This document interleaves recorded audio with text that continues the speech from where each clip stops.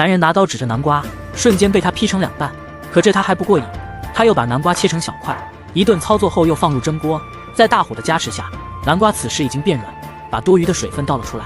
接着他又把南瓜压成泥，只见他不知从哪里掏出2包芝麻球鱼拌粉，全被倒入了南瓜泥中，一个偏软的南瓜面团就被他揉搓好了。接着他又抓向面团，一个小圆球就出来了。可他还是不满意，又扔进了芝麻堆里，瞬间面团就沾满了芝麻。